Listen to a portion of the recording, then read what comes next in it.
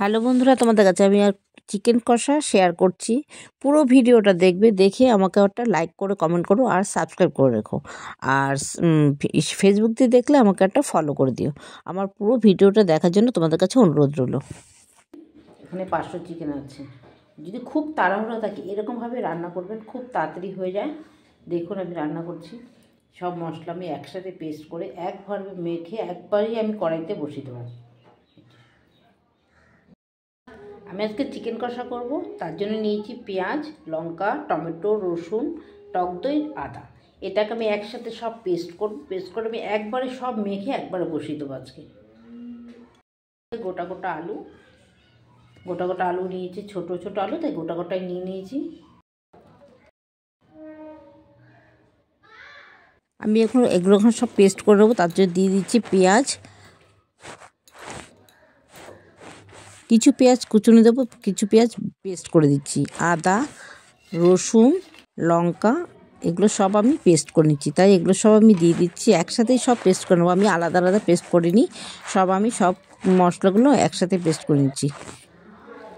একটু জল দিচ্ছি, দিয়ে এবার ঢেকে এবার আমি পেস্ট করে নিচ্ছি। হয়ে গেছে আমার পেস্ট করা। এবার আমি মাংসটাকে কষিয়ে নেব। নিয়েছি টক দই 500 মাংস, তার সাথে আমি 50 গ্রাম টক দই দিচ্ছি। আর দেবো ওখানে জিরের গুঁড়ো, ধনের গুঁড়ো দিয়ে দিলাম। জিরের গুঁড়ো, ধনের গুঁড়ো দিয়েছি, জিরের গুঁড়ো দেবো।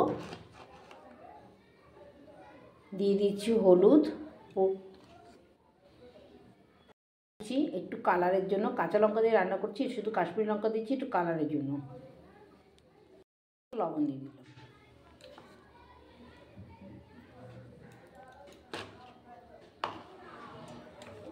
দিয়ে দিচ্ছি কাঁচা পেঁয়াজ, সব একসাথেই মেখে নেব। আমি রিফাইন তেল দিয়ে রান্না করবো, একটু সর্ষের তেল, নামমাত্র একটু সর্ষের তেল দিয়ে দিচ্ছি, শুধু অল্প একটু সর্ষের তেল দিচ্ছি। ভালো করে এখন মাখবো, সুন্দর করে মেখে এটা একবারে এবার কড়াইতে আমি বসিয়ে দেবো। মেখে রেখে দেবো খানিকক্ষণ, আধ ঘন্টা মতো রেখে দেবো। অন্য কাজ করব করে এটা রেখে দিচ্ছি।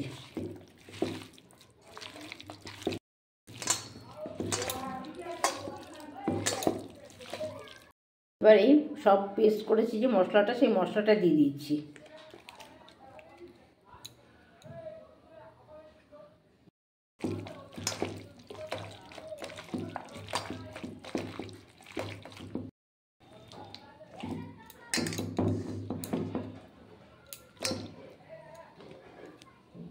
আমি কড়াই বসিয়েছি, কড়াই তেলটা গরম হয়ে গেছে। এবার আমি আলুটা ছেড়ে দিচ্ছি।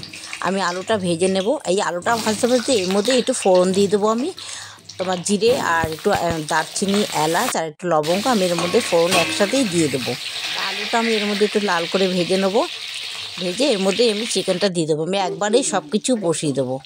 একটু নুন হলুদ দিয়ে আমি এটাকে ভেজে নিচ্ছি।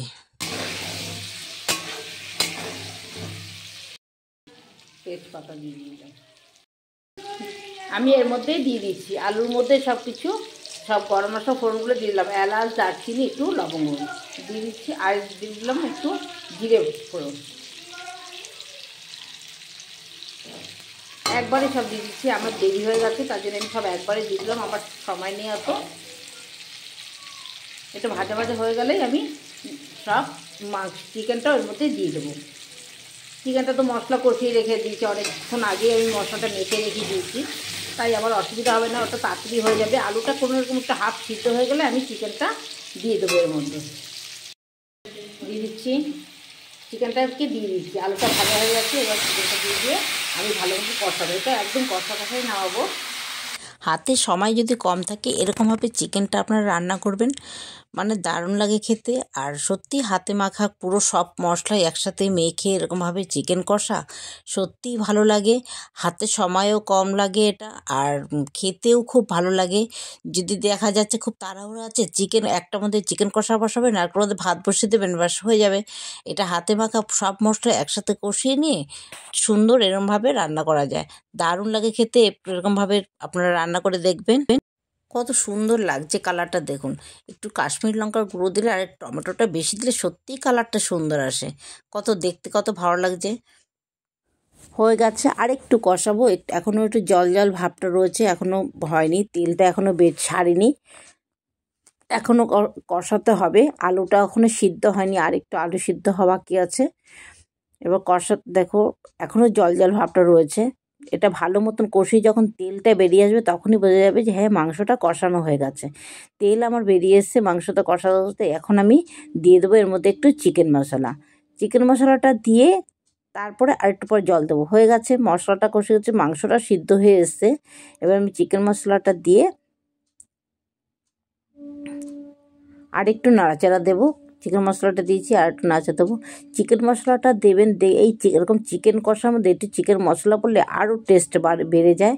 এটা আপনি সে পোলাও বলেন, ফ্রাইড রাইস বলেন, রুটি বলেন, পরোটা, লুচি, ভাত সব কিছুতে এটা ভালো লাগে, অসাধারণ লাগে খেতে। এটা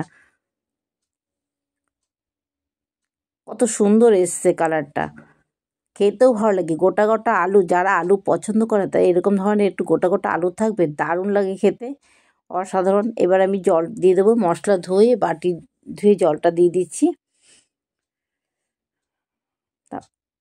তারপরে এবার একটু ফুটলেই আমি গরম মশলা দিয়ে নামিয়ে দেবো। হয়ে গেছে, ফুটে গেছে। এবার আমি দিয়ে দিচ্ছি একটু সাই গরম মশলা। সাই গরম মশলা দিয়ে আমার চিকেন কষাটা হয়ে গেছে। এবার আমি নামিয়ে দিচ্ছি। এটা যখন ঠান্ডা হয়ে যাবে আরও ঘন হয়ে যাবে, একদমই গামাখা গামাখা হয়ে যাবে, আলুতে একটু ঝোলটা টেনে নেবে। আমি এরকমই ঝোল ঝোল নামিয়ে নিচ্ছি। এটা অসাধারণ লাগে, আপনারা যা দিয়ে খাবেন সেটা দিয়েই ভালো লাগে। হয়ে গেছে, আমার আলু সিদ্ধ হয়ে গেছে। এবার আমি নামিয়ে নিচ্ছি। বন্ধুরা, তোমাদের কীরকম লাগলো পুরো ভিডিওটা? একটা লাইক, কমেন্ট, শেয়ার, আর ভালো লাগলে সাবস্ক্রাইব করে রাখবে। আর ফেসবুক দিয়ে দেখলে একটু ফলো করে দেবে। কত সুন্দর লাগছে কালারটা। হয়ে গেছে বন্ধুরা, নমস্কার আমার পুরো ভিডিওটা দেখার জন্য।